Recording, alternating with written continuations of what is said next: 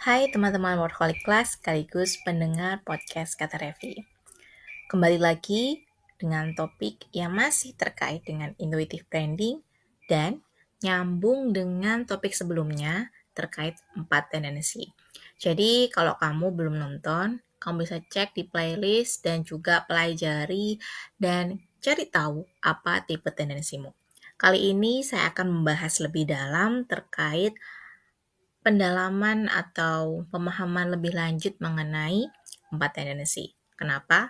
Karena ada beberapa hal yang kalau dijelaskan itu jadi terlalu panjang. Saya pikir kalau dijelaskan dalam satu video itu jadi nggak menarik gitu ya, karena ini kan bukan webinar gitu, tetapi video pendek yang bisa kamu tonton dalam waktu yang singkat. Nah, kemarin kita sudah melihat kalau ada 4 tendensi atau 4 tipe, yaitu upholder, questioner, obliger, dan juga rebel. Kalau misalnya dibentuk dalam kategori diagram, yaitu diagram lingkaran, kamu bisa melihat bentuknya seperti ini. Upholder berlawanan dengan rebel, questioner berlawanan dengan obliger. Nah, kalau misalnya kamu adalah tendensi questioner, berarti kamu akan beririsan dengan upholder dan rebel sekaligus juga yang lain-lain. Kamu kalau misalnya sudah tahu gitu ya karaktermu yang paling banyak itu ternyata rebel. Bisa jadi ada saatnya dimana kamu merasa kok aku kayaknya ada sisi questionernya ya. Jadi kalau mau memutuskan sesuatu itu jadi riset lebih banyak.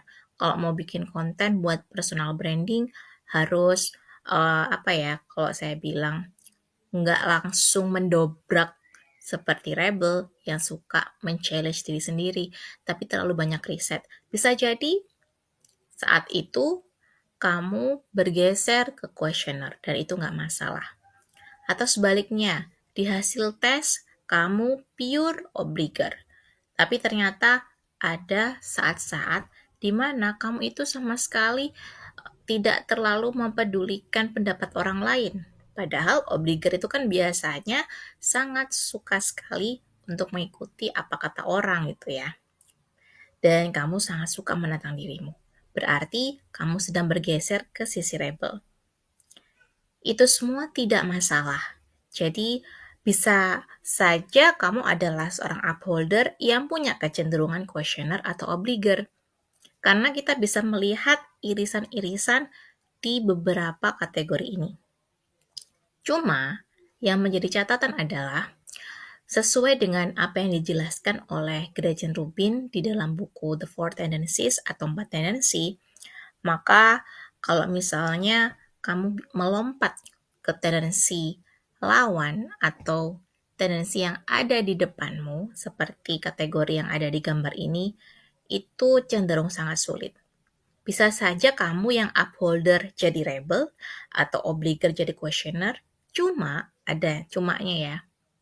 Cuma berarti kamu sedang mengalami situasi atau sesuatu yang sangat ekstrem. Sehingga membuatmu berubah tendensi menjadi tendensi lawan. Gitu.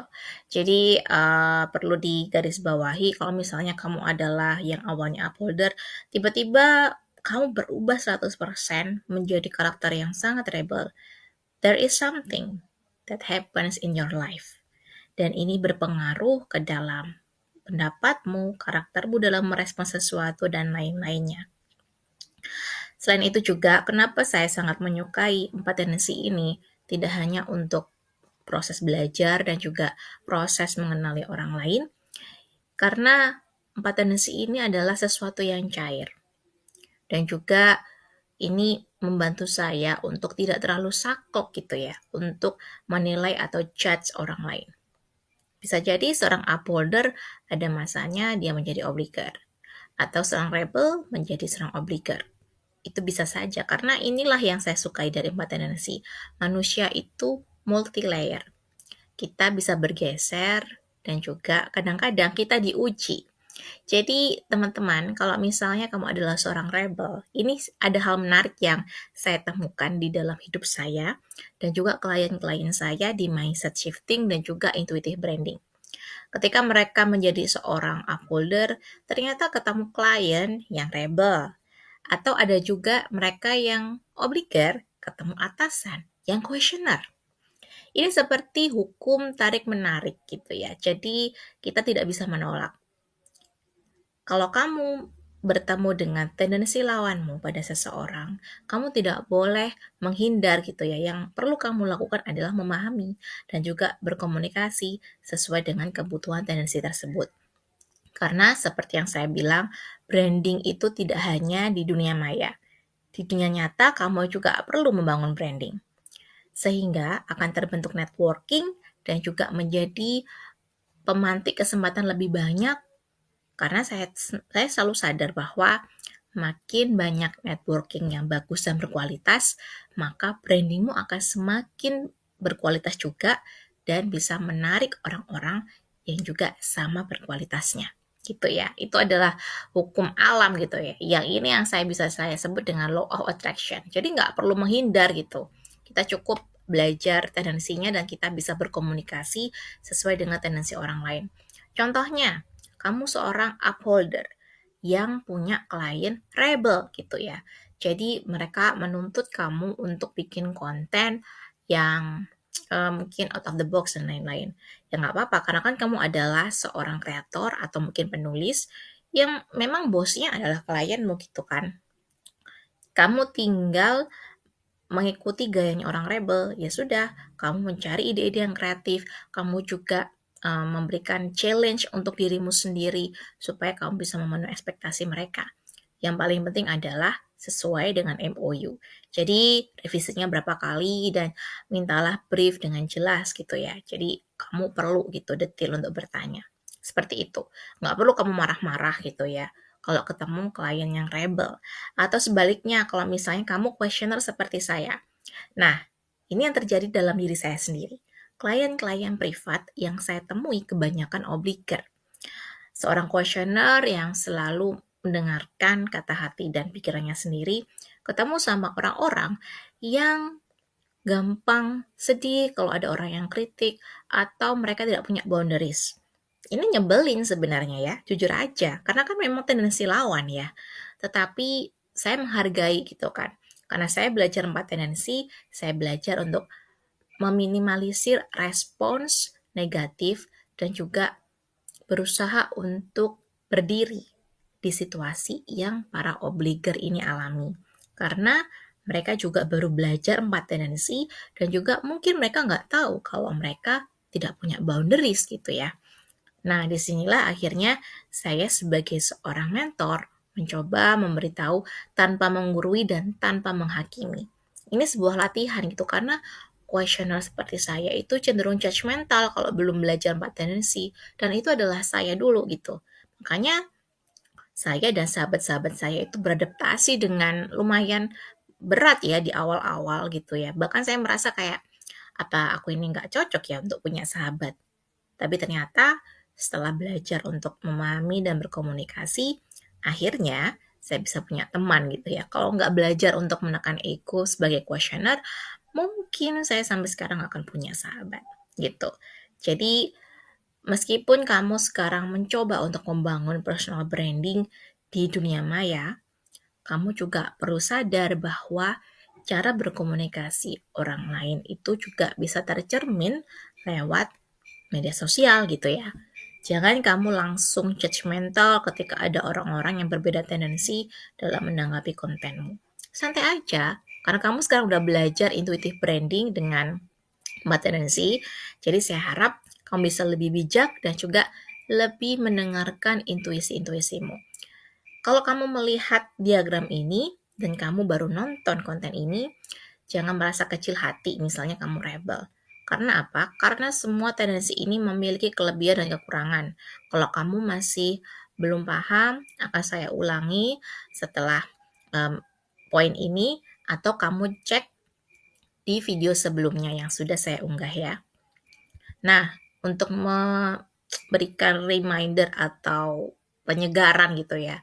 Apa perbedaan dari upholder, obliger, questioner, dan rebel?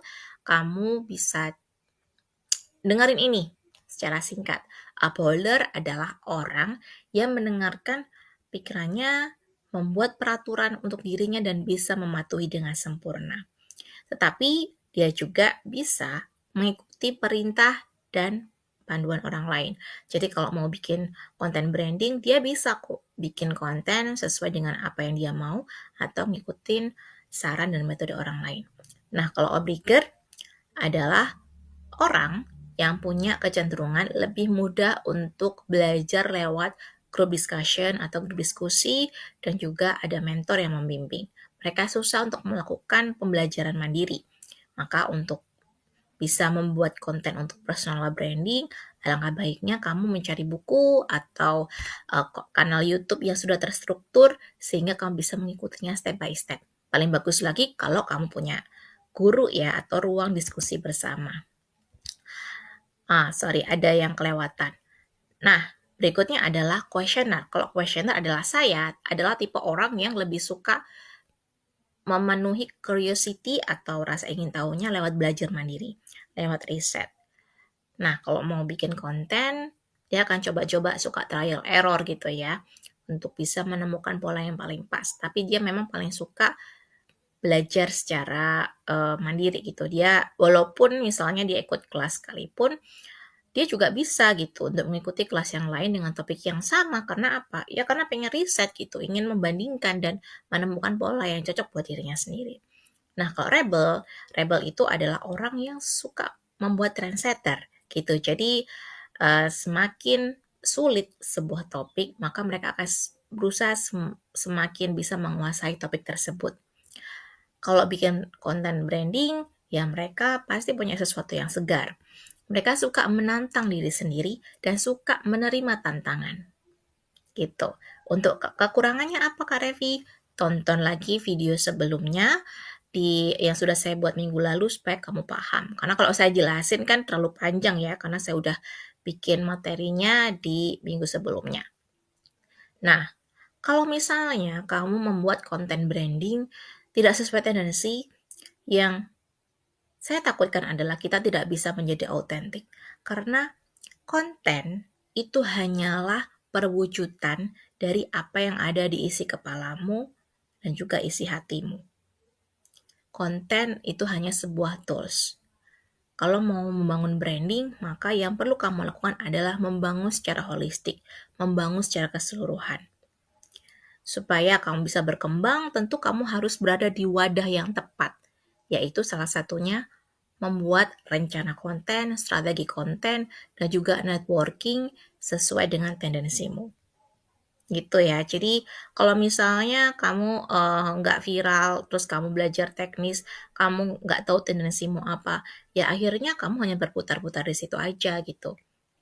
Teknis itu bisa dipelajari, akan tetapi kalau kita ngomongin branding, kita nggak cuma ngomongin satu hal saja, yaitu pembuatan konten di medsos. Perlu kamu ketahui bahwa saya punya klien-klien privat dan juga brand, itu semua bukan karena saya punya followers yang banyak gitu kan, atau konten medsos yang followersnya udah gede, nggak juga. Saya bisa dapat klien-klien itu dari mana? Dari buku yang saya buat, dari blog yang saya tulis, referral, atau orang-orang yang pernah bekerja sama dengan saya. Jadi bisa dibilang prosesnya tuh panjang gitu ya. Kamu harus sabar gitu untuk membangun brandingmu, terutama kalau kamu masih pemula. It's okay starting from zero gitu. Nah, selalu ingat kalau upholder, kamu bisa bikin metodemu sendiri atau mengikuti arahan metode branding orang lain. Tapi yang perlu kamu kurangi adalah ekspektasimu. Jadi jangan terlalu ketinggian dan juga jangan terlalu perfeksionis. Untuk obliger, carilah buku, mentor, dan konten yang memang benar-benar sesuai dengan gayamu gitu ya. Misalnya kamu suka dengan mentor A, ya udah kamu bisa beli produknya atau mungkin ikut kelasnya gitu kan. Dan juga jangan lupa buat boundary. Jadi kalau kamu lagi belajar, kamu lagi bikin konten, dan akhirnya nggak bisa gitu ya ikut hangout dengan teman-temanmu, ya nggak masalah gitu. Kalau misalnya mereka nyindir gitu ya, ya yang penting adalah sekarang adalah hal-hal yang kamu suka gitu. Selama kamu tidak menutup pintu komunikasi, meskipun ada orang yang nyindir sama usahamu, abaikan. Buat boundary yang tepat. Dan juga untuk kamu yang questioner, riset itu oke. Ini ngingetin buat diri saya ya. Bertanya terus untuk meyakinkan diri saya apakah ini benar atau salah itu juga oke. Tapi yang paling penting adalah action ya para questioner. Ini ngingetin buat diri saya sendiri.